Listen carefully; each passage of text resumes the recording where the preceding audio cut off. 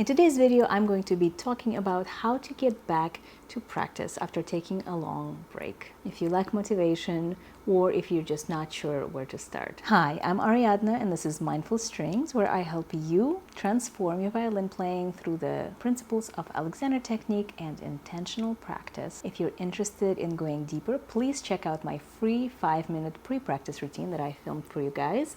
The link is down in the description below. So if you've been following this channel for any length of time, you may have noticed that I have missed many weeks of posting videos, and it is because my family just recently moved. It all happened very quickly.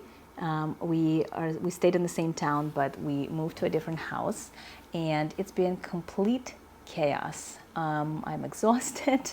I haven't had much time for anything other than attempting to piece together my life with, packing and unpacking, taking care of my 3-year-old son, and teaching my students who come for in-person violin lessons. I do teach at my studio full-time here in Boston, and so my personal practice and making videos have fallen by the wayside, and I am kind of preparing to get back into it. And it's something that I wanted to talk to you about because I know that life happens and it's tricky to maintain a perfect, consistent practice routine. One of the things that I have personally experienced many times is that when I miss any amount of time practicing, whether it's days, weeks, or months, the thought of getting back to it feels daunting because I know that I'm going to have to face the loss of progress, or rather, I'm going to have to face the temporary decrease in sound quality and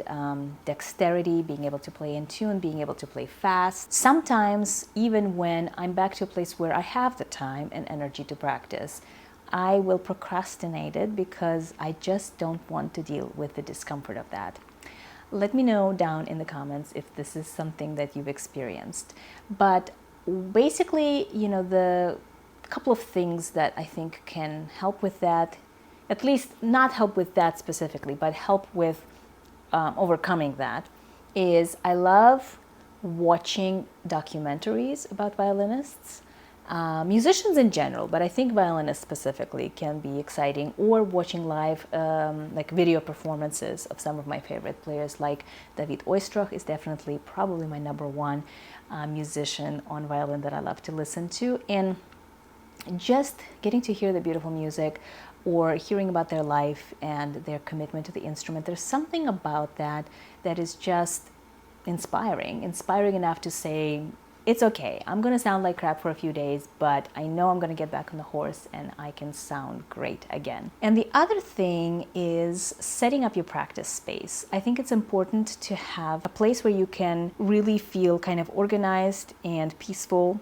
Have your mirror, have your instrument set up. Ideally, the spot in your house is somewhere where you can see it on a daily basis, so it's not like tucked away in the basement. You can keep your violin case open, your music stand, your mirror kind of ready to go. If you have a few minutes in the day, you can stop by and pick up your instrument and work on something. And I know that for some people it might be difficult to switch tasks and like practice for a few minutes here and there. I myself also prefer to get in the zone and kind of like, go all in and practice and then step out. But the reality is that sometimes we don't have that available to us, right? So you will absolutely feel better and probably more centered, especially if you're having a stressful day, if you can just do a few minutes of practice. Now, as far as what to practice, so probably the number one thing that gives away a long break is the tone quality. So working on just long, slow tones will help a lot kind of build that sound back up so that you can re-establish the relationship between the bow hair and the string. So open strings, just 5-note scales or charadic exercises, scales in general, simple etudes, anything like that is helpful. I would definitely say don't jump into it and go too fast, too hard. You want to practice a little bit at a time, adding a little bit of time each day, and just kind of try to be like very forgiving about it. You know, you can tell yourself these beginning few days or weeks are not going to be about like I'm getting back to, you know, hitting the pavement hard. You're just going to be kind of reconnecting with the instrument and with yourself in that way to kind of awaken that voice of the violin again. So don't try to catch up with where you were before you stopped. Try to meet yourself where you are in the moment.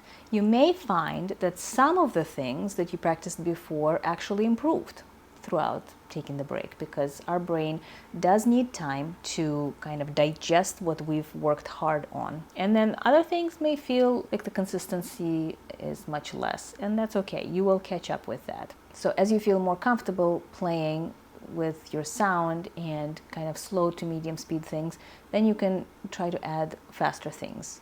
If playing through music excites you, I say you can certainly play through something just to see where things are. However, in general, I try to avoid playing through a large piece or section without slowly and intentionally practicing all of it, just because with experience I've definitely learned that, you know, anytime you play something incorrectly, you're technically practicing that into your muscle memory and into your ear, and we don't want that. But of course, if you do it once or twice, it's not gonna kill you.